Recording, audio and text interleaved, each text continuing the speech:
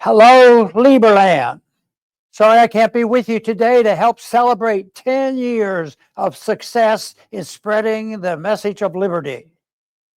I spoke out a lot during our presidential campaigns. I usually concluded it by advising the group that if you are interested in the cause of liberty, you have to participate in it. And that is the way I see Liberland. I think there's a participation by people who truly understand what liberty is all about and would like to spread that message. And that to me is so necessary for us to combat the propaganda of the enemy. And there's plenty of those around. And that responsibility means that we have to have a full understanding about liberty, what it's all about. It's not complex. It's rather simple. So many young people would come up to me after the speeches and say, you know, Ron, it's pretty simple. It's a lot of common sense in what you're saying. And I was always pleased to hear that.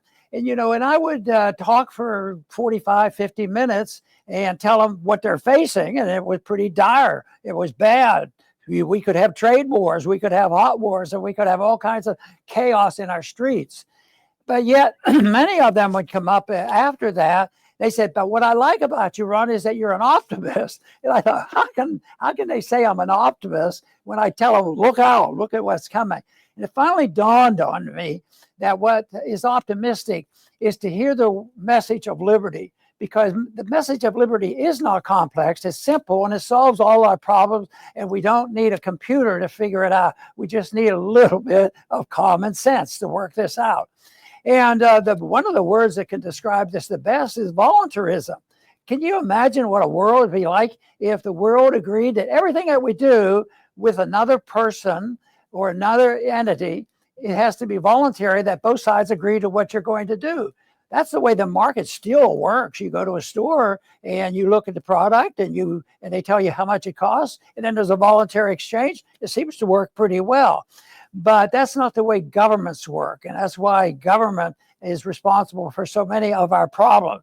And they have to have some rules, though. They say, well, that would be chaos. That would be a monstrous situation. You have to have regulation and a lot of rules and a lot of police and a lot of guns and a lot of armies to do this.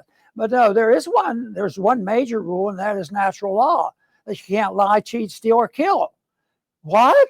You can't do that. No, governments do it all the time. Why can't we do it? Well, that is a problem. Governments assume responsibility and that they think they know what's best for us, and they create this system. But our answer to them is volunteerism, that you cannot participate with other individuals or companies or economic matters, religious matters, sexual matters, all those things. Both sides have to agree to it. Peace and prosperity would ensue. I am convinced of that. And I think the goal of those of us who believe in freedom, that we have to really know what we're seeking. We're seeking really the truth, because there's been so many lies told about what governments are going to do for us, not what they're going to do against us.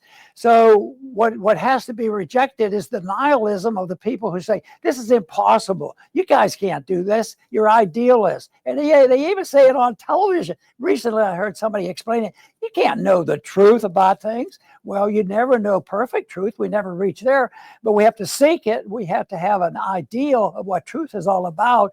And what we can do is compare it to authoritarianism, where people take over our lives, tell us what to do, and they get hold of government, they get hold of the economic system, they get hold of the monetary system, the whole works. And that is really the enemy.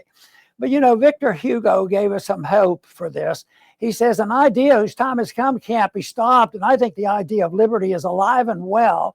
And that's why I like Liberland idea, because the idea of liberty is there. And yes, it's a small group of people, but it was only a small group of people that led the charge in our revolution. They delivered that message, and they won that battle to a large degree, even though far from being perfect. There's no such thing as achieving perfect knowledge and perfect truth, but there is a way to identify which direction you're going in. And that is the reason why what you're doing at Liberland is very important. Setting an example and let people know, what are you guys doing up there? You're just daydreaming and having fun. Well, yeah, and that's an instruction I've given very often. If you're talking about serious things, you should have fun. And if we were allowed to run our own lives in everything that we do, we'd have a lot more fun, and we would have a lot more prosperity, and we would have a lot more peace. That should be our goals, and I congratulate Liberland for their existence and their efforts, and I encourage you to continue it and make sure people hear your message one way or the other. Thank you very much. It was a delight to be with you today.